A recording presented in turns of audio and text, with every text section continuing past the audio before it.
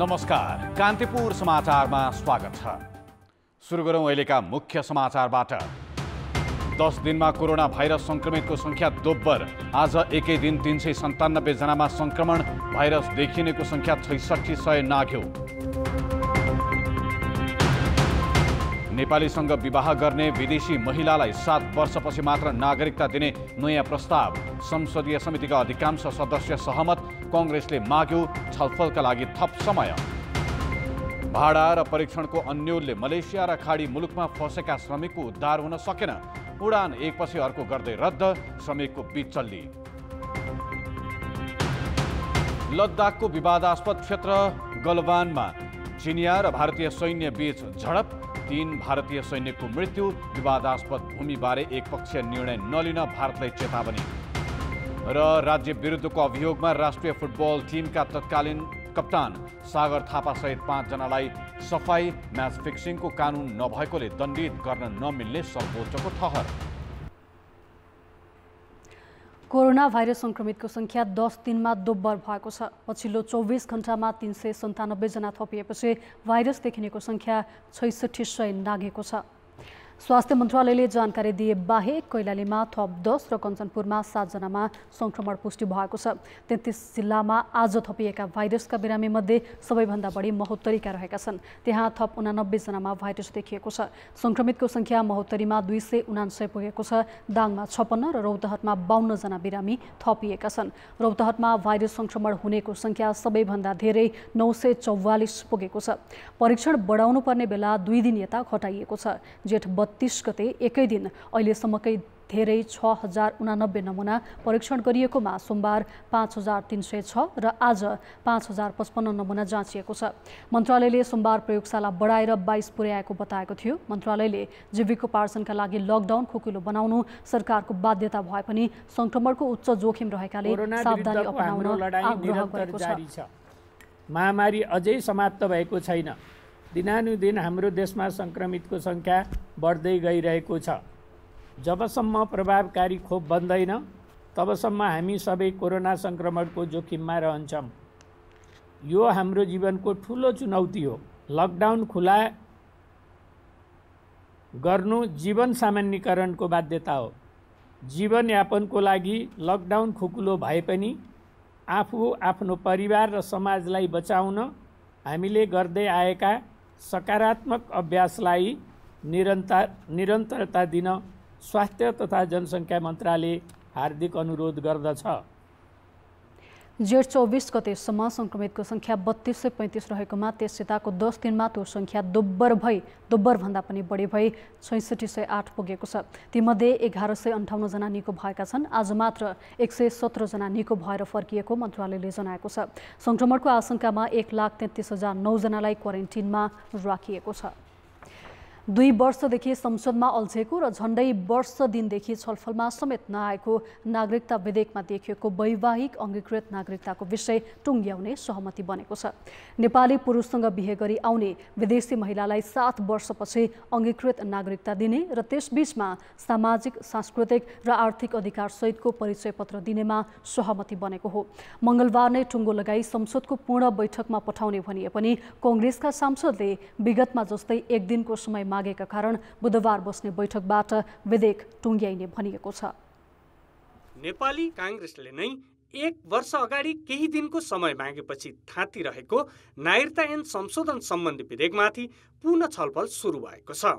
समितिको सचिवालयले सदस्यहरूसँगको छलफलपछि नेपाली नागरिकसँग विवाह गर्ने विदेशी महिलालाई 7 वर्षपछि अङ्गीकृत नागरिकता प्रदान गर्ने र त्यतिन्जेलका लागि सामाजिक सांस्कृतिक अधिकार सहितको परिचय पत्र प्रदान गर्ने प्रस्ताव बैठकमा ल्याएको थियो। यसमा समितिका सबैजसो सदस्यले सहमति जनाए पनि कांग्रेसका केही सदस्यले बुधबार मात्र टुङ्गाउनु पर्ने अडान राखे। नागरिकता विवादमा निकै लामो समय गुज्रिसकेकाले अब थप लम्ब्याउन नहुने र मङ्गलबार नै विधेयक संसदको पूर्ण बैठकका लागि पठाइदिनुपर्ने अधिकांश सांसदको राय थियो। सभापति शशि श्रेष्ठले पनि थप समय नलिन भनेकी थिइन्। तर कांग्रेस सांसदले 1 दिन भए पनि कुर्नुपर्ने अडान राखेपछि निकै बेर चर्काचर्की नै परेको थियो। प्रतिवेदनको लागि हामी फेरि बस्नुपर्छ। यो आज टुङ्गिने होइन, आज फाइनल भयो, बस्नै पर्छ पर्दैन। पत्रिकाको भाषा फेरि पनि हेर्नुपर्ने होला। अल्टुगेदर हेर्दाखेरि मलाई लाग्छ यसलाई पनि टिकाउन सकिन्छ र भोलिको दिनमा हामी मिटिङ बस्दैछौँ र पर्सिको कुनै बेला 1 बजे 2 बजे राख्दिनुहोस्, हामी आफ्नो डिसिजन लिएर आउँछौँ। त्यतिखेर प्रशस्त हुने माग खुल्यो नि त।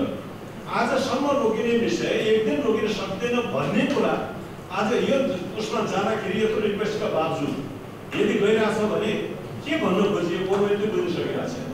काङ्ग्रेस सांसदको अडानमा चित्त नबुझाएका सत्तारूढ दलका सांसदहरूले भने काङ्ग्रेसले पहिला पनि धोका दिएको भन्दै प्रस्ताव अगाडि बढाउन ढिला गर्न नहुने तर्क गरेका थिए। उनीहरूले यतिका लामो समय गर्न नसकेको र आज रातभर गर्नुपर्ने काम केही बाँकी नरहेको भन्दै तत्काल सदनमा पठाउन माग गरेका थिए। यदि चाहिँ यहाँ सहमति हुन नसक्ने हो भने डेमोक्रेटिक हिसाबले जाउँछ, अब जो गएर फेरि माथि त्यहाँ अनि हाउसमा पनि छलफल होला, त्यहाँ सहमति होला, त्यहाँ चाहिँ दबावमा छलफल होला। त्यसले गर्दा यो चाहिँ फेरि अब फेरि सहमति गरौँ, फेरि राजनीतिक सहमति गरौँ, माथि सोधौँ भन्ने ढङ्गले चाहिँ आफ्नो यहाँको समितिको जुन अधिकार हो, नैसर्गिक अधिकार, त्यो अधिकारबाट समिति पन्छेन मिल्दैन। मान्य सदस्यहरू त्यो आफ्नो अधिकारबाट आफ्नो कर्तव्यबाट पन्छेन मिल्दैन। त्यहाँबाट यसको यो एउटा चाहिँ निर्णय आज गरेर जाउँ भन्ने मेरो अनुरोध छ। अन्त्यमा नयाँ प्रस्तावको विषयवस्तुमा असहमति नरहे पनि सचिवालयले सबै विषय समेटी तयार पारेको प्रतिवेदन समितिमा पेश गर्ने र बुधबार सदनमा पठाउने गरी विपक्षी सांसदहरूको माग अनुसारै सहमति भएको सभापति श्रेष्ठले जानकारी दिइन्। पहिलो हप्ता गरौँ भने पनि आपत्ति हुँदै थिएन, तर यो हाउस त लामो समय चल्नेवाला छैन। अहिले हामीले टुङ्ग्यायो भनेदेखि त अहिले त जाँदैन। कोरोनाले कति समय लिने हो, फेरि चाहिँ यो नयाँ किसिमबाट आउने जुन अहिले चाइनामा भइरहेको छ, यो सबै परिस्थितिले त कहाँ पुग्ने, अर्को वर्ष पुग्ने स्थिति भयो। त्यस कारणले मात्रै हो मान्य सदस्यहरू यसलाई अन्यथा नलिदिनु होला। एक दिनको मात्र होइन, मैले भने महिनौँ दिन पनि, अब झन्डै झन्डै 2 वर्ष त छलफल गरेकै हो नि त। हामीले एक मेलो छलफल टुङ्ग्यौँ अनि त्यो अनुसारले प्रतिवेदनमा भोलि बस्ने गरेर गरौँ। अहिलेको कानुनमा विदेशी महिलासँग नेपालीले विवाह गरेमा विदेशको नागरिकता त्याग्ने प्रक्रिया थालेको कागज देखाउने बित्तिकै नेपाली नागरिकता पाउने व्यवस्था छ। सरकारले विवाहको 6 महिनापछि मात्र नागरिकता पाउने प्रस्ताव गरेको थियो। यही विषयमा लामो गलफत्ती चल्दा नागरिकता विधेयक नै 2 वर्षदेखि संसदमा अड्किएको छ। गएको भदौदेखि त यसमा छलफल नै हुन सकेको थिएन। कान्तिपुर समाचारका लागि क्यामेरामा विनोद कोजुका साथ बाबुराम तिमिल सिन्हा र दीपक आचार्य, काठमाडौँ। करिब 55 अर्ब रुपियाँको अमेरिकी अनुदान सहयोग मिलेनियम च्यालेन्ज कर्पोरेसन MCC संसदबाट अनुमोदन गर्ने वा नगर्ने भन्ने टुङ्गो नलाग्दा सत्तारूढ दल नेकपा भित्रको द्वन्द्व भुसको आगोसरी फैलिएको छ। प्रधानमन्त्री तथा अध्यक्ष केपी शर्मा ओली संसदको यही अधिवेशनबाट MCC अनुमोदन गर्ने प्रयासमा छन् भने नेकपा सचिवालयका बहुमत सदस्य यही अवस्थामा अनुमोदन गर्न नसकिने अडानमा छन्। आफ्नै पार्टीभित्र सन्तुलन मिलाउन नसक्दा यतिखेर नेकपा नेतृत्वमाथि समेत नैतिक प्रश्न उब्जिएको छ। आगामी असार 16 गते संसदबाट अमेरिकी अनुदान सम्झौता MCC अनुमोदन गराउनु पर्ने समय रेखा छ, तर नेकपाभित्र यसमा एकमत त भइसकेको छैन नै। सम्झौता अनुमोदनमा जोडबल गरिरहेका प्रधानमन्त्रीले पार्टी सचिवालयमा बहुमत जुटाउन पनि सकेका छैनन्। निर्णय लिन उनी आफैले बोलाएको सचिवालय बैठक 2 पटक स्थगित गरिसकेका छन्। सहमति जुटाउन उनले पार्टीकै नेताहरूसँग विभिन्न चरणमा छलफल चलाइरहेका छन्। पछिल्लो समय उपाध्यक्ष वामदेव गौतमको भूमिका प्रष्ट नभएका कारण प्रधानमन्त्री ओली झन् अलमलमा देखिन्छन्। गौतमले साथ दिँदा उनी सचिवालयमा सुविधाजनक अवस्थामा पुग्छन्। अर्का अध्यक्ष पुष्पकमल दाहाल, वरिष्ठ नेता माधव कुमार नेपाल, झलनाथ खनाल र नारायण काजी श्रेष्ठ सम्झौता संशोधनको अडानमा रहेका छन्। असन्तुष्ट खेमा बलियो रहन्जेल ओली अगाडि बढ्न सक्ने अवस्था छैन। यो मिलेनियम च्यालेन्ज कर्पोरेसन MCCसँग नेपालले गरेको सम्झौतालाई यी परियोजनाका प्राविधिक पक्षको साथसाथै हामीले यसका राजनीतिक पक्ष, कानुनी पक्षलाई पनि त्यत्तिकै गहन रूपमा हेरेका छौँ। यति लामो समयसम्म यति महत्त्वपूर्ण राष्ट्रिय बहस भइरहेको विषय आइसकेपछि, हाम्रो केन्द्रीय कमिटीले पनि निर्देशन दिइसकेपछि, कार्यदलले प्रतिवेदन पनि बुझाइसकेपछि त्यसमा अविलम्ब पार्टीको सम्बन्धित कमिटीमा छलफल गरेर यसलाई टुङ्गो लगाउनु पर्ने हो। यो यसरी टुङ्गो नलगाइनु यो एकदमै अनुचित हो र यसलाई छिटोभन्दा छिटो टुङ्गो लगाउनु पर्छ र हामीले कस्ता कस्ता विषयहरूमा कसरी अगाडि बढ्नुपर्छ भन्ने अनि जनतामा कदापि पनि सिर्जना हुन दिनु हुँदैन। पार्टीभित्र पहिले नै केही सहमति खोजेर मात्रै प्रधानमन्त्री ओली सचिवालय बैठक बोलाउने पक्षमा रहेको बुझिन्छ। सहमति नहुने अवस्थामा बैठक बोलाउन पनि उनी तयार छैनन्। त्यसो त यसअघि एमसिसी बारे अमेरिकी पक्ष र नेपाल सरकारका पदाधिकारीको फरक फरक रूपमा अर्थ्याएका कारण पनि यसबारे थप संशय निम्तिएको छ। खास गरी एमसिसी हिन्द प्रशान्त रणनीतिकै अङ्ग भएको अमेरिकी अधिकारीको अभिव्यक्तिपछि नेकपाको असन्तुष्ट समूहले यसलाई प्रतिष्ठाकै विषय बनाएको छ। त्यसमाथि अध्ययन कार्यदलले पनि एमसिसी हिन्द प्रशान्त रणनीतिकै अङ्ग रहेको प्रतिवेदन दिएपछि नेकपा अनिर्णित रहनुपर्ने बाध्यतामा पुगेको छ। त्यसको रिपोर्ट अनुसार त तपाईँको छ भने खास गरेर चीन, रुस र उत्तर कोरियालाई उनीहरूको इन्फ्लुएन्सलाई समाप्त पार्ने भन्ने खालको कुरा नै त्यसमा लेखिया पनि छ। यो चाहिँ रणनीतिक साझेदारी गर्ने, यो खास गरेर तपाईँको चाहिँ मिलिट्री फिल्डमा पनि गर्ने भन्ने त्यो इन्डो पेसिफिक स्ट्राटेजीमा लेखिया पनि छ। अब त यी सबै कुराहरूले तपाईँको चाहिने मतलब नेपालमा खास गरेर अब यो चाहिँ छिमेकीहरूलाई तर्साउन, छिमेकीहरूलाई कन्टेन्ट कुरामा जान थाल्यो, कन्टेन्ट गर्ने कुरामा, घेराबन्दी गर्ने कुरामा संलग्न भयो भने त्यसले तपाईँको नेपाललाई ठुलो मूल्य चुकाउनु पर्ने हुन्छ भन्ने आशयले पनि तपाईँको चाहिँ एउटा चाहिँ यो विषय उठ्यो। सरकारले बजेटमा एमसिसी अनुदानका लागि प्रस्तावित परियोजना समेट्दा असन्तुष्ट नेताहरूले बजेट नै पारित नगर्ने सम्मको चेतावनी दिएका थिए। जेठ 17 गते सचिवालय बैठकमा प्रधानमन्त्री ओलीले पार्टीको निर्णय अनुसार नै प्रक्रिया अघि बढाउने प्रतिबद्धता सुनाउनु पर्यो। 2074 भदौ 29 मा नेपाल सरकार र मिलेनियम च्यालेन्जेस कर्पोरेसन एमसिसी बीच हस्ताक्षर भएको सम्झौता अनुमोदनका लागि सरकारले गत वर्ष असार 30 मा संघीय संसदमा प्रस्ताव दर्ता गराएको थियो। यही असार 16 बाट कार्यान्वयनमा आउने फनिएको एमसिसी सत्तारूढ दलभित्रकै किचलोको कारण संसदमै अड्किएको मात्र छैन, यही किचलोले पार्टीभित्रको दुई खेमाबीच पनि झन् दूरी बढ्ने स्थिति देखिन्छ।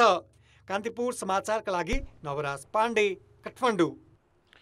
मलेसिया र खाडी मुलुकमा समस्यामा परेका नेपालीको उद्धार गर्न सरकार असफल भएको छ। परीक्षणको प्रबन्ध मिलाउन नसकेको र भाडा विवादका कारण यसअघि नै तय गरिएका उडान एकपछि अर्को गरी रद्द भइरहेका छन्, जसका कारण कम्पनी बन्द भई अप्ठ्यारोमा परेका श्रमिकको थप विचल्ली भएको छ। पर्यटन मन्त्रालयले सार्वजनिक गरेको तालिका अनुसार मङ्गलबार नेपाल वायु सेवा निगमका 2 जहाज संयुक्त अरब इमिरेट्स र कतार तथा हिमालय एयरलाइन्सको जहाज कुवेत लाग्नुपर्ने थियो, तर तिनै देशमा जहाज लगिएन। यस्तै सोमबार मलेसिया र साउदी अरेबियाका लागि तय गरिएका 2 चार्टर उडान पनि स्थगित भएका थिए। सरकारले जेठ 32 गतेदेखि विदेशमा अप्ठ्यारोमा परेका आफ्ना नागरिकको उद्धार गर्ने तालिका सार्वजनिक गरे पनि खास गरी खाडी र मलेसियाबाट उद्धारको काम हुन सकेको छैन। उडान एकपछि अर्को गरी रद्द गरिएकाले खाडी मुलुकमा अप्ठ्यारो अवस्थामा रहेका नेपालीको स्वदेश फिर्ती अझै अनिश्चित भएको छ। भिसा र कम्पनीसँगको करार अवधि सकिएका, कम्पनी बन्द भई रोजगारी र वैधानिकता गुमाएका श्रमिकहरूको झनै बिचल्ली भएको छ। 4 महिनादेखि हामीलाई कम्पनीले हेरेको छैन, हामीसँग खाने पैसा पनि छैन र बस्ने पैसा पनि छैन र जाने टिकट काटेर जाने पैसा पनि छैन। नेपाल सरकारले हामीलाई उद्धार गर्नु पर्यो। 6 महिनामा एक बल्ल 100 रुपियाँ खानालाई दिएछ, त्यो पनि गएर झगडा गरेर दुनियाँ गरेर बल्ल दिएछ। अझ हामीलाई जेलमा हाल्छु पनि भन्छ कम्पनीले, यसो उसो गऱ्यो भने धम्की दिन्छ हामीलाई। त्यस्तो गरिरहेको छ कम्पनीले। जसरी हुन्छ उसरी नेपाल सरकारले हामीलाई उद्धार गर्ने काम गर्नु। टिकट महँगो भयो भनेर टिकट पनि दिएको छैन। टिकटको कुराले पनि झुकाइरहेछ। 2-3 चोटि एयरपोर्ट पनि सक्यो। बङ्गलादेश, मालदिव, सिङ्गापुर लगायतका मुलुकबाट उद्धारको काम भइरहे पनि खाडी मुलुकमा खास गरी भाडा र परीक्षण विवादले उद्धार हुन नसकेको हो। अप्ठ्यारोमा परेका श्रमिकहरूले अहिले तय भाडा सामान्य अवस्थाको भन्दा तेब्बर भएकाले तिर्न नसक्ने बताउँदै आएका छन्। चर्को भाडा तय गरेर सरकारले हवाई सेवा प्रदायक कम्पनीलाई पोस्न खोजेको उनीहरूको आरोप छ। प्रवासी नेपालीका सङ्गठनहरूले कामबिन भएका श्रमिक महँगो भाडा तिर्न सक्ने अवस्थामा नरहेको भन्दै प्रतिस्पर्धा गराएर जतिसक्दो चाँडो स्वदेश फर्काउन आग्रह गर्दै आए पनि खास गरी परराष्ट्र र पर्यटन मन्त्रालय बीच समन्वय देखिएको छैन। लिमिटेड गरौँ, हामीहरू कतिवटा फ्लाइट लिन सकिन्छ, हाम्रो क्यापासिटी कति हो त्यति गरिदिउँ। त्यति गर्दा आफै टिकट काटेर स्वतः जानुपर्ने, कम्पनीले पठाउनु पर्ने मान्छे ती जान्छन्, अनि बाँकी रहन्छ साँच्चीकै उद्धार गर्नुपर्ने। अनि अर्को एउटा कुरो छ, हामीले चाहिँ भनेका महिलाहरू र बिमार भएका, जो कोरोना छोडेर अरू बिमार भएका मान्छेहरूलाई तुरुन्तै उद्धार गरौँ। यसले अन्तर्राष्ट्रिय स्तरमा नकारात्मक कुरा नकारात्मक मेसेज जाने बेला भइसक्यो। डेलिभरी हुनुपर्ने प्रेग्नेन्ट महिलाहरू नेपाल जान पाएनन् भन्ने कुरो एउटा हाम्रो राष्ट्रका लागि नै अलिकति चाहिँ असुहाउँदो विषय भइदिइसकेको छ। यसलाई उद्धार गरौँ अनि त्यसपछि साँच्चीकै आवश्यक पर्नेहरूलाई क्याटेगोराइज गरेर उद्धार गरौँ। सरकारले स्वदेश आउन चाहने नेपालीले पिपिआर र आरडिटी परीक्षण गराई संक्रमण नरहेको प्रमाण पेश गर्नुपर्ने भनेको छ। तर परराष्ट्र मन्त्रालय मातहतका नेपाली नियोगले परीक्षणको व्यवस्था मिलाउन सकेका छैनन्। उद्धारमा नेपाली नियोगको भूमिका निष्प्रभावी देखिएको छ। अब अरू देशको जस्तो स्थिति छैन। कतारमा आज एउटा पिसिआर आरडिटी टेस्ट यो निजी स्तरमा हुँदैन। सरकारले आवश्यकता ठानेको बेलामा सरकारी अस्पतालमै ती मानिसहरूको चेक जाँच उपचार हुने गर्दछ र आफ्नो इच्छाले कसैले पनि यहाँ त्यो पिसिआर आरडिटी टेस्ट गराउन सक्दैन। त्यो स्वास्थ्य सम्बन्धी जुन मापदण्ड छ त्यो मापदण्डलाई अलिकति खुकुलो बनाइदिनु पर्यो। त्यो भएदेखि अरू सबै कुराहरू यहाँ सामान्य रूपले अब सन्तुलित छ र हामी राम्रोसित काम गरिरहेका छौँ। त्यसमा अरू कुनै थप समस्याहरू छैनन्। नेपाली नियोगले सम्बन्धित देशले परीक्षण गर्न नमानेकाले संक्रमण नभएको प्रमाण पेश गर्नुपर्ने व्यवस्था हटाउन भनेका छन्। तर परीक्षण बिनै ल्याउँदा हुन सक्ने जोखिम व्यवस्थापनमा सरकारी संयन्त्रले कुनै उपाय निकाल्ने जाँगर देखाएका छैनन्। कान्तिपुर समाचारका लागि सहकर्मी रामकृष्ण लामिछानेका साथ सुमन पन्थ, काठमाडौँ। समाचारमा पुनः स्वागत छ। लकडाउनका कारण भएको शैक्षिक क्षति न्यूनीकरणका लागि सरकारले वैकल्पिक माध्यमबाट शिक्षण सिकाइ प्रारम्भ गरे पनि प्राविधिक धारका विद्यार्थीहरूलाई भने छुन सकेको छैन। प्राविधिक शिक्षा तथा व्यावसायिक तालिम परिषद सिटिएफएटीले नै प्राविधिक शिक्षाका विद्यार्थीको शैक्षिक क्षति न्यूनीकरणका लागि वैकल्पिक माध्यमबारे कुनै योजना नै बनाएको छैन। प्राविधिक तथा व्यावसायिक शिक्षा दिने शिक्षालयहरू देशभर 1042वटा छन्। स्वास्थ्य, इन्जिनियरिङ, कृषि र होटेल व्यवस्थापन पढाइ हुने ती एसएलसी र डिप्लोमा तह गरी करिब 1 लाखको हाराहारीमा विद्यार्थी अध्ययनरत छन्। शैक्षिक क्षति न्यूनीकरण गर्न भन्दै सरकारले सुरु गरेको वैकल्पिक माध्यमले प्राविधिक धारका विद्यार्थीलाई समेट्न सकेको छैन। उनीहरूको शैक्षिक सत्र धेरै प्रभावित हुन नदिन अहिलेसम्म न त सिटिभिटीले वैकल्पिक उपायको खोजी गरेको छ न त प्राविधिक शिक्षालाई प्राथमिकता दिनुपर्छ भन्ने प्रधानमन्त्री केपी शर्मा ओलीको सम्बोधनमा पनि यो विषय पढ्न सकेन।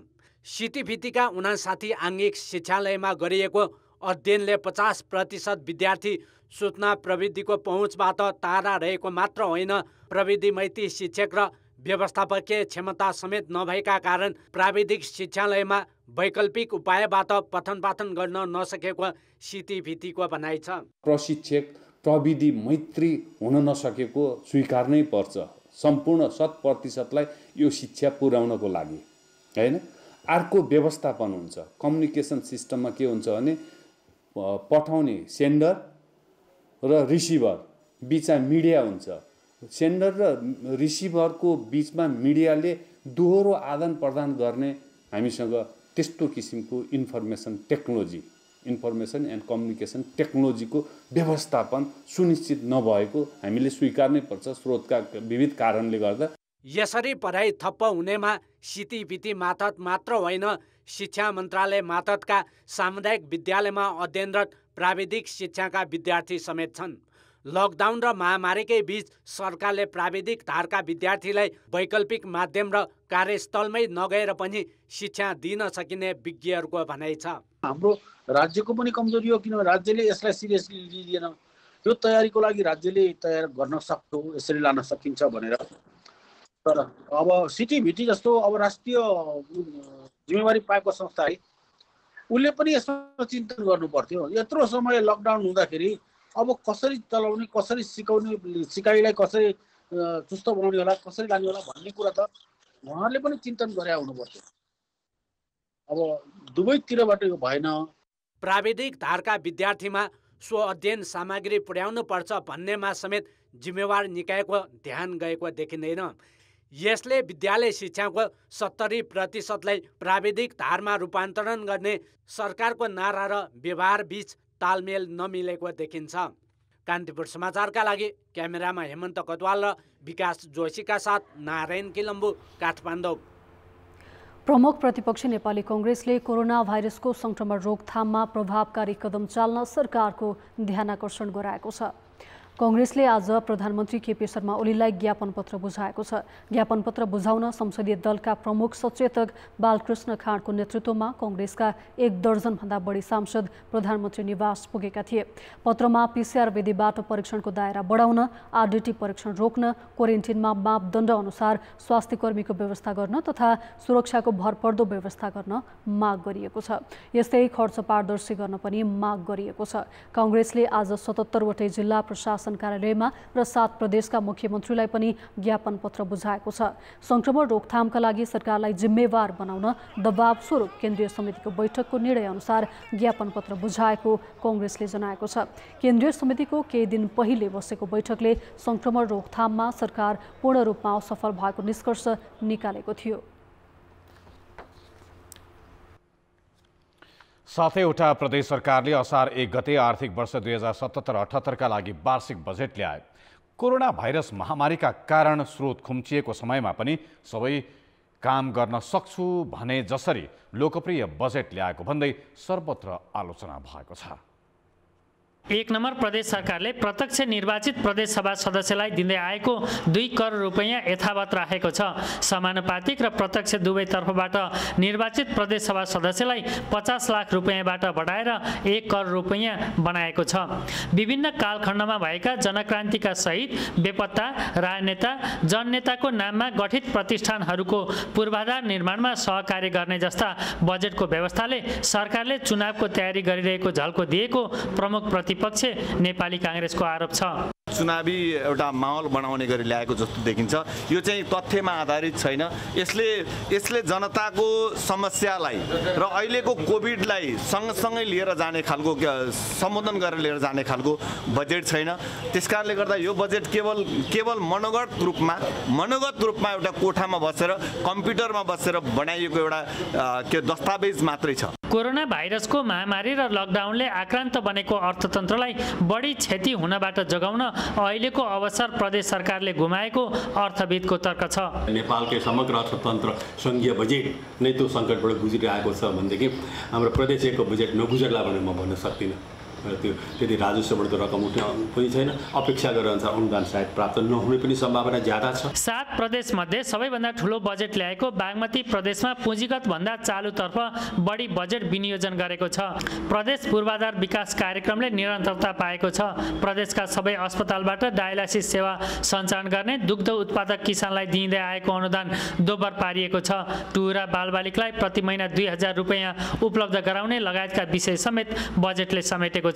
कोरोना भाइरस नियन्त्रणतर्फ प्रशस्त बजेट नछुट्याएको र राजस्व उठ्न नसक्ने प्रतिपक्षी नेपाली कांग्रेसको आरोप छ।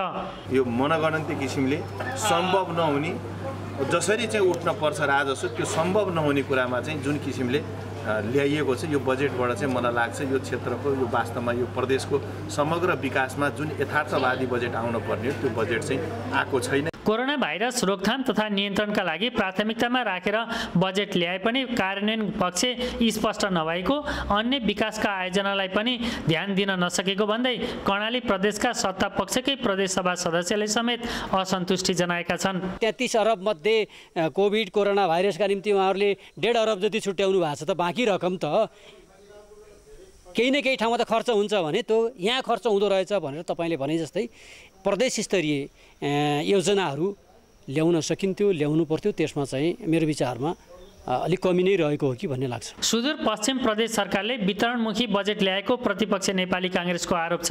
कोरोना भाइरस रोकथाम तथा नियन्त्रण र भारत एवं तेस्रो मुलुकबाट आएका लाखौं युवालाई रोजगारी दिने कुरा बजेटमा नसमेटिएकामा प्रदेश सभा सदस्यले विरोध गरेका छन्। विगतको चैत्रसम्म त लकडाउनै थिएन, चैत्र 11 सम्म।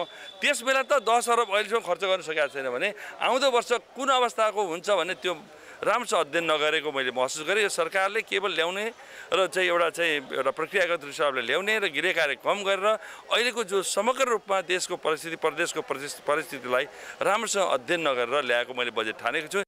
महामारीको अवस्थामा यथार्थमा आधारित कार्यान्वयन गर्न सकिने सानो छरितो बजेट ल्याउनु पर्नेमा 7वटै प्रदेश सरकार चुकेका छन्। स्रोत खुम्चेर नगरी नहुने काम मात्र गर्नुपर्ने अवस्थामा पनि सबै काम गर्ने गरी बजेट ल्याउँदा कार्यान्वयन हुन नसक्ने देखिएको छ।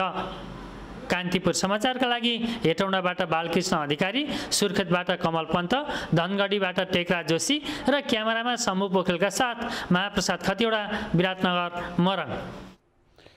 विदेशबाट आयात हुने तरकारी तथा फलफुलमा स्वास्थ्यलाई प्रतिकूल असर गर्ने विषादी हुने भएकाले त्यसलाई रोक्न विभिन्न 7 स्थानमा परीक्षणको व्यवस्था गरिएको छ। तर परीक्षण भइरहेको छ भनेर ढुक्क हुने अवस्था छैन। ती प्रयोगशालाले 1 दर्जनभन्दा बढी मध्ये 2 समूहका विषादी मात्र जाँच्ने गर्दछन्।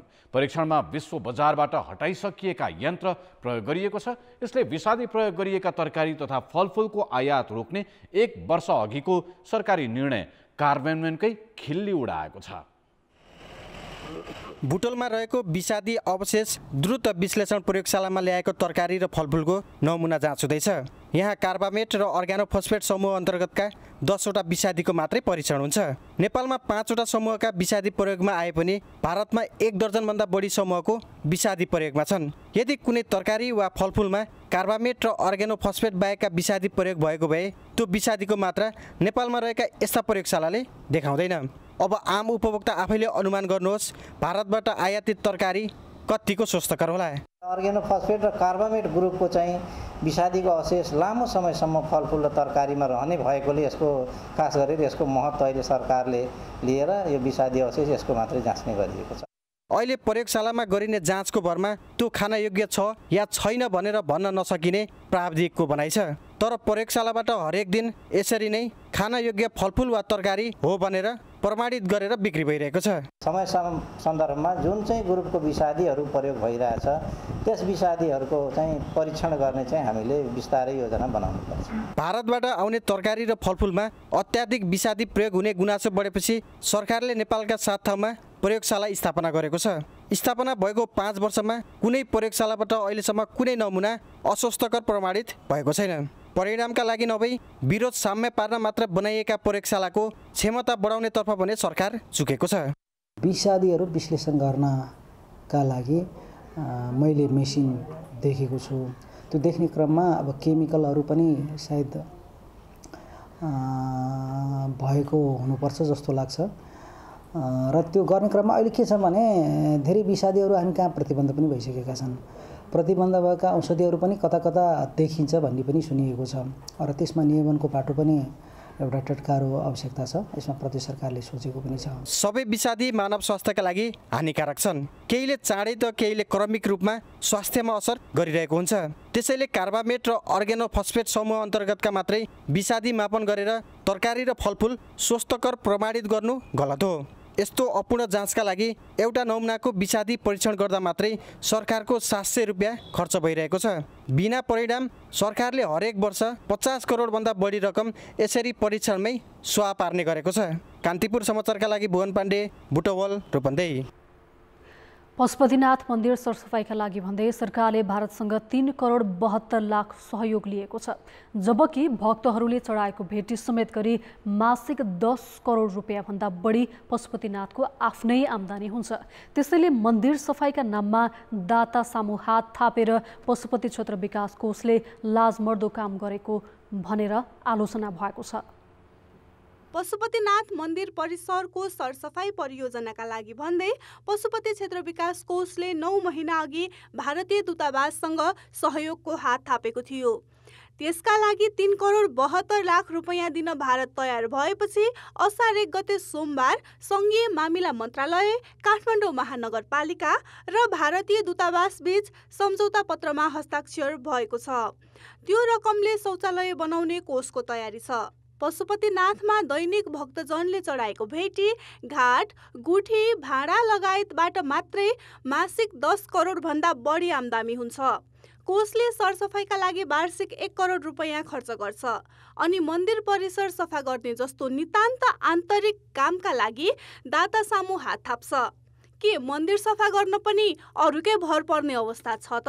बिहान बेलुका राति यो क्षेत्रमा आउने व्यक्तिहरूलाई हामी कहीँ पनि बन्देज बारबन्देज लाउन सक्दैनौँ। उनीहरूको कारणले गर्दा जति त्यो फोहोर व्यवस्थापन राम्रो हुन सकेन। सायद यो एकात्मक रूपमा एउटा शौचालय सञ्चालन गर्दाखेरि फोहोर व्यवस्थापन राम्रो हुन्छ कि भन्दा र दाताले प्रस्ताव गरे अनुसार सो विषयलाई महानगरले पनि एक्सेप्ट गरेको हुनाले यो महानगर र दाताको विषय हो। हामी पनि महानगर अन्तर्गत हौँ, हाम्रो क्षेत्र पनि महानगरको वार्ड नम्बर 8 अन्तर्गत रहेको छ। हामीले पनि स्थानीय सरकारको विषयलाई नमान्ने भन्ने कुरो हुँदैन। हामीले नै आह्वान गरेको विषय होइन, यो सरकारले नै आह्वान गरेको विषय हामीले लागू मात्रै गर्ने हो।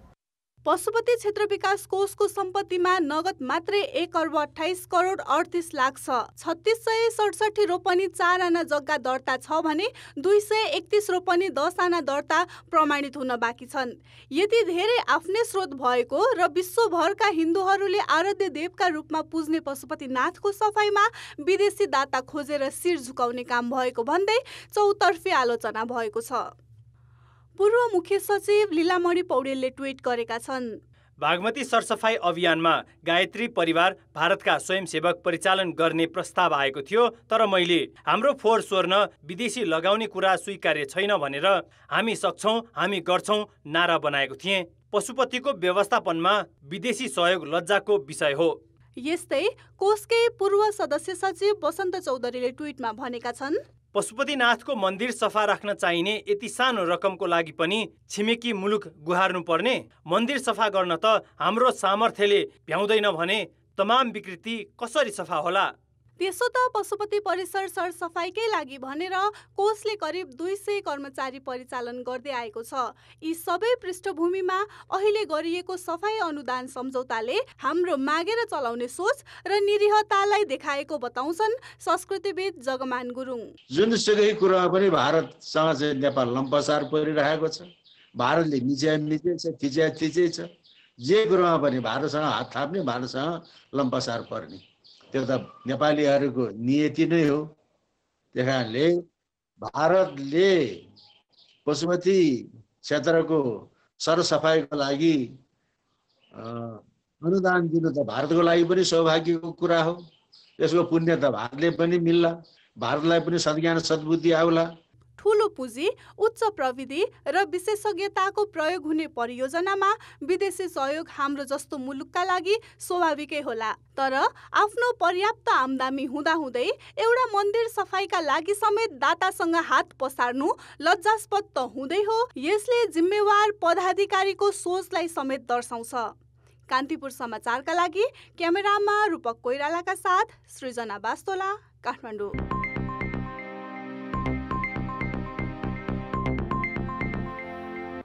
लकडाउनका कारण आयातमा गिरावट र विदेशी ऋण बढेकाले मुलुकको शोधनान्तर बचत 4 वर्ष यताकै उच्च भएको छ।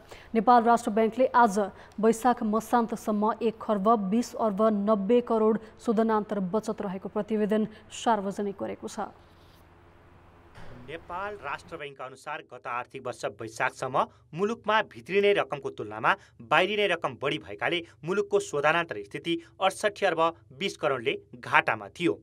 त्यसको ठिक 1 वर्षपछि अवस्था उल्टो भएको छ। यो आर्थिक वर्ष साउनदेखि नै बचतमा रहेको शोधनान्तर बढेर वैशाखमा 1 खर्ब 20 अर्ब 90 करोड पुगेको छ।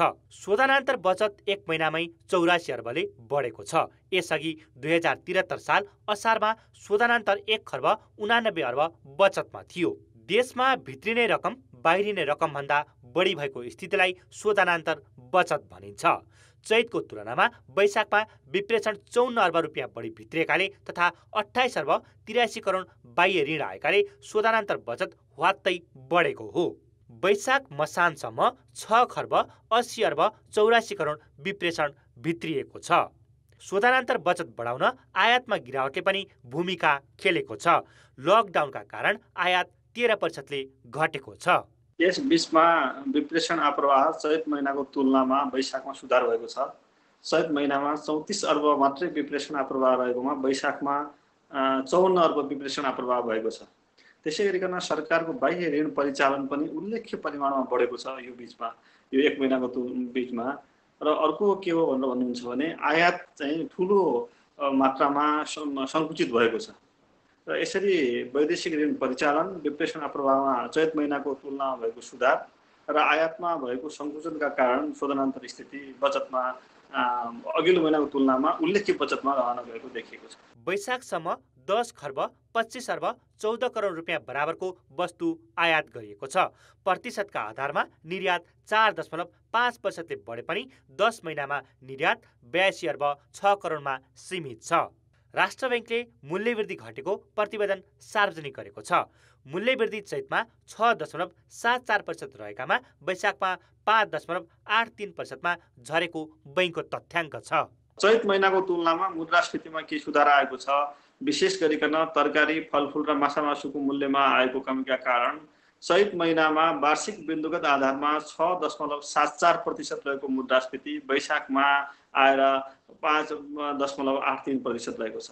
सरकार आर्थिक रूपमा सङ्कटमा परे पनि आयातमा गिरावटका कारण विदेशी विनिमयको सञ्चिति 18.9%ले बढेको छ। राष्ट्र बैंक अनुसार वैशाख मसान्तसम्म 12 खर्ब 35 अर्ब 25 करोड बराबरको विदेशी विनिमय सञ्चिति छ, जसले करिब 11 महिनाको आयात धान्छ। कान्तिपुर समाचारका लागि सुदिल पोखरेल, काठमाडौँ। अब जनमतको अन्तिम परिणाम। जनमतमा हिजो हाम्रो प्रश्न थियो, विपन्न वर्ग र विकट क्षेत्रका बालबालिकालाई वैकल्पिक सिकाइ प्रणालीमा आबद्ध गर्न के गर्नु पर्ला? ए. शैक्षिक सामग्री घर घरमै पुर्याइदिने, बी. साना समूहमा पढाउने र सी. प्रविधिको पहुँचमा ल्याउने। जनमतको अन्तिम परिणाम यस्तो छ। ए. शैक्षिक सामग्री घर घरमै पुर्याइदिनेमा 36%, बी. साना समूहमा पढाउनेमा 46% र सी. प्रविधिको पहुँचमा ल्याउनेमा 18%। अब आजको प्रश्न। जनमत हाम्रो प्रश्न छ, सरकारले मलेसिया र खाडी मुलुकमा अल्पत्र नेपालीको उद्धार गर्न किन नसकेको होला? ए. तयारी नपुगेर, बी. कामै नगर्ने सरकारी संयन्त्र र सी. श्रमिकप्रति बेवास्ता। जनमतको अन्तिम परिणाम भोलि साँझ 8 बजेको कान्तिपुर समाचारमा प्रसारण गर्नेछौँ। कृपया 34001मा SMS गरी आफ्नो मत व्यक्त गर्नुहोला। अब जनताको आवाज। हामीले आज धनगढीमा सोधेका छौँ, कोरोना महामारीले अर्थतन्त्र सङ्कटमा परेका बेला प्रदेश सरकारले सांसददेखि मुख्यमन्त्रीसम्मको सेवा सुविधा बढाउनुलाई के भन्नुहुन्छ?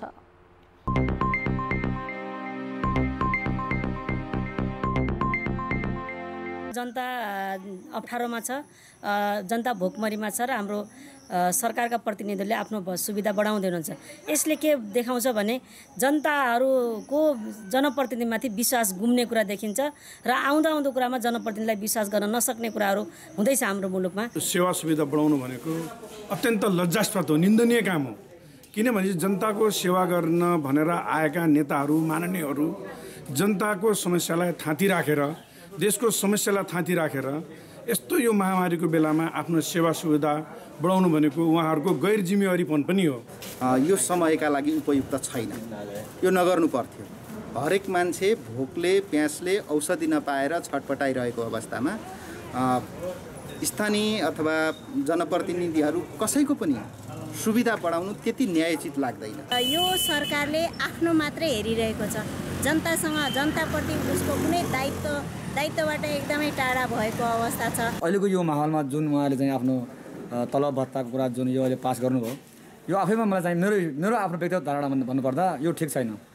किनभने अब अहिले चाहिँ भारतबाट आएका मान्छेहरू हेर्नुहोस्, नाकामा अल्पत्र पढिरहेछन्, खाना पाइरहेका छैनन्। कोभिड-19लाई कसरी चाहिँ यो आक्रान्तबाट हामीले बाँच्न सक्ने बनाउने, अब यो नागरिकहरूलाई त्यतातिर हामीले केन्द्रीकृत गऱ्यौँ भने यस्तो सुविधाहरू उहाँहरूले जहिले पनि जुन समयमा पनि लिन सक्नुहुन्छ। यस्तो अवस्था देख्दा पनि सरकार चाहिँ आफ्नो सेवा सुविधालाई केन्द्रित गरेर कसरी सजिलो हुन्छ, कसरी राम्रो हुन्छ भनेर एकतर्फ छ, एक लौटी चाहिँ त्यता भइरहेछ।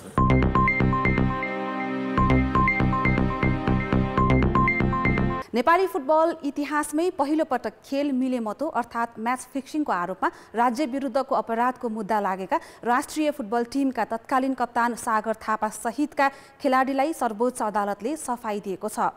कसुर बमोजिमको कानुन नभएकाले उनीहरूले सफाई पाएका हुन्। न्यायाधीश आनन्द मोहन भट्टराई र बमकुमार श्रेष्ठको इजलासले तत्कालीन कप्तान थापासहित खेलाडीहरू विकास सिंह छेत्री, रितेश थापा, सन्दीप राई, प्रशिक्षक तथा पूर्व खेलाडी अञ्जन केसी र फिजियोथेरापिस्ट डेजिप थापालाई सफाई दिएको हो। कसुरको प्रकृति म्याच फिक्सिङ रहेको तर त्यस सम्बन्धी कानुन फौजदारी संहितामा पछि मात्रै आएको अदालतको ठहर छ। कानुन बन्नुभन्दा अघिको कसुर भएकाले कानुनको अभावमा सफाई दिएको भन्ने विशेष अदालतको फैसला नै सर्वोच्चले सदर गरेको हो। राज्य विरुद्धको अपराध ठहर गर्ने आधार नभेटिएको भन्दै उनीहरूलाई विशेष अदालतले 2075 जेठ 24 गते सफाई दिएको थियो। विशेषको उक्त फैसला विरुद्ध सरकारी पक्षले 2075 मङ्सिरमा पुनरावेदन गरेको थियो। विभिन्न अन्तर्राष्ट्रिय प्रतियोगितामा म्याच फिक्सिङ गरेको अभियोगमा तत्कालीन कप्तान थापासहित खेलाडी र थेरापिस्ट थापालाई 2072 असोजमा प्रहरीले पक्राउ गरेको थियो भने कार्तिक 22 गते विशेष अदालतमा मुद्दा दायर गरेको थियो। उनीहरूमाथि इराक, फिलिपिन्स, अफगानिस्तान, कुवेत लगायतका देशमा उमेर समूह, मैत्रीपूर्ण तथा विश्वकप छनौट सहितका 16 देखि 23वटा अन्तर्राष्ट्रिय खेल मिलेमतोमा खेलेको आरोप लागेको थियो। उनीहरूले खेल मिलेमतो गर्दा प्रति खेल $5000 सम्म लिने गरेको प्रहरीको दाबी थियो। खेल मिलेमतोमा संलग्न भएको आरोपमा अखिल नेपाल फुटबल सङ्घले 5 जनालाई 5 वर्ष अघि फुटबलबाट प्रतिबन्ध लगाएको थियो। यस्तै एसियाली फुटबल महासङ्घले पनि उनीहरूमाथि प्रतिबन्ध लगाएको छ। सर्वोच्च अदालतको फैसलापछि पूर्व कप्तान सागर थापासँग हामीले प्रतिक्रिया लिएका थियौं। हेरौं उनी के भन्छन्। सर्वप्रथम त एकदम खुसी लागिरहेछ हैन, जुन एउटा सफाइको लागि हामीले यो 6 वर्ष लगभग बित्न लागेको छ। त्यो समयसम्ममा हामीले आफ्नो एउटा भनौँ न नलागेको आरोप हामीमाथि लगाइदिँदाखेरि हामीले न्यायको अपेक्षा राखेर हामी जुन 6 वर्षसम्म यसरी लडिरहेको थियौँ होइन, आज यो चिजले चाहिँ हामीलाई चाहिँ तपाईँहरू निर्दोष हो भने जुन हामीले यसरी सफाइ पाउँदाखेरि चाहिँ एकदमै खुसी लागेको छ। सर्वप्रथम चाहिँ पहिला सुरुमा चाहिँ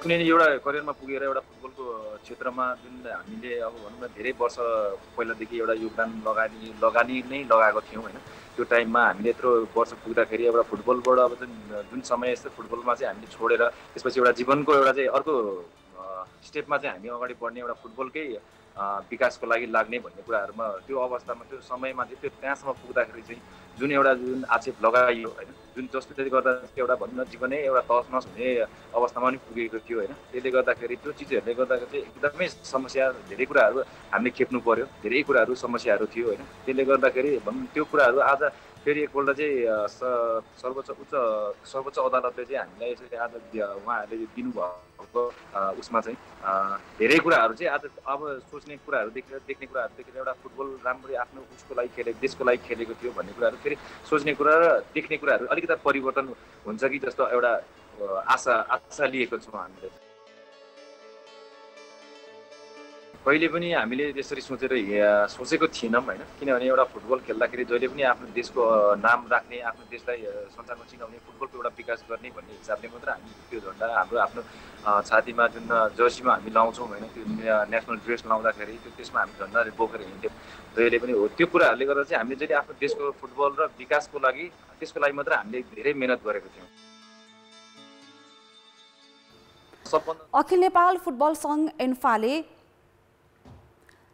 भक्तपुर जिल्ला फुटबल सङ्घ विघटन गरी तदर्थ समिति गठन गरेको छ। एन्फाको कार्यसमितिको आज बसेको आकस्मिक बैठकले विधान अनुसार काम नगरेको भन्दै कारबाही स्वरूप भक्तपुर जिल्ला फुटबल सङ्घको कार्यसमिति विघटन गरेको हो। बैठकले किशोर हेक्काको अध्यक्षतामा 15 सदस्यीय तदर्थ समिति बनाएको छ।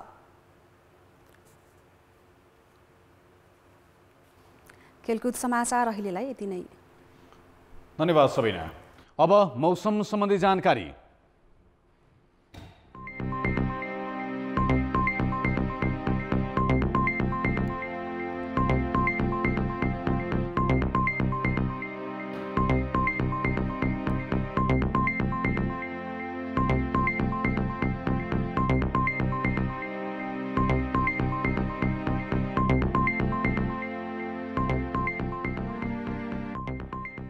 कान्तिपुर समाचार अहिलेलाई सकियो। कान्तिपुर टेलिभिजन हेर्दै गर्नुहोला।